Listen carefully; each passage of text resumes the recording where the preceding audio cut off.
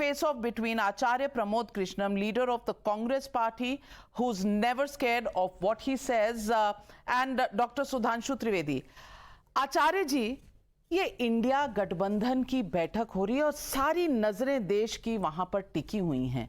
उधर पॉपुलैरिटी में ब्रांड मोदी में तो कोई कमी नजर नहीं आ रही। अब आप मुझे ये बताइए कि ये एंटी मोदी ब्लॉक बन तो गया, लेकिन एंटी मोदी ब्लॉक तो एक देश में था ही, 2014 में भी 2019 में भी।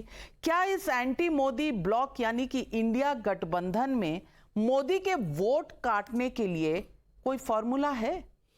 देखिए नाविका जी, INDIA इंडिया गठबंधन जो है, ये किसी फॉर्मूले को लेके बनाया गया हो, किसी सूत्र को आत्मसात किया गया हो, किसी एक स्ट्रेटजी के तहत बना हो, ऐसा नहीं है। सारी पार्टियों के सारे नेताओं ने ऐसा महसूस किया कि अकेले अकेले अकेले लड़ करके नरेंद्र मोदी जी के नेतृत्व वाली बीजेपी को नहीं हराया जा सकता है, क्योंकि मैं सच को स्वीकार करने वाला व्यक्ति हूँ। तो इसके बाद जब एक ये सबके मन में ये बात कौंध रही थी, तो इसका फिर सॉल्यूशन क्या हो, इसका इलाज क्या हो, क्योंकि नरेंद्र मोदी जी को अगर हराना है तो फिर क्या किया जाए। तो सबने मिलने का फैसला किया और मिलकर के एक गठबंधन तैयार हो, उसके लिए रणनीति बनी, जिसको इंडिया नाम दिया गया।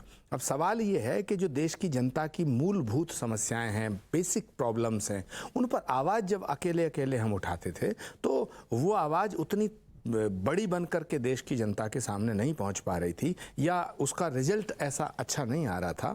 तो उसके लिए सब लोग इकट्ठा होकर के जब आवाज़ उठानी शुरू हमने की है, तो उसका इम्पैक्ट आना शुरू हुआ है। और मुझे यकीन है, पूरा यकीन है कि ये जो गठबंधन है, ये बीजेपी को हराने में सक्षम सिद्ध होगा। हो सकता है बिना बीजेपी के वोट काटे?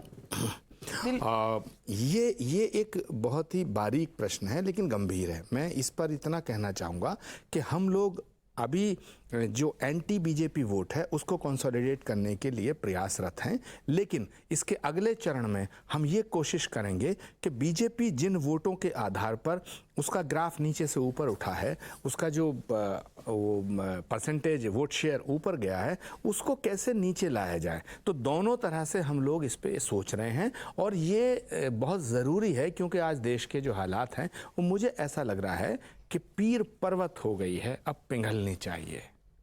इस हिमालय से कोई गंगा निकलनी चाहिए। जब मैं ये कह रहा हूँ इस हिमालय से कोई गंगा निकलनी चाहिए, तो मैं देश की जनता के को सामने रख के ये बात करना चाहता हूँ।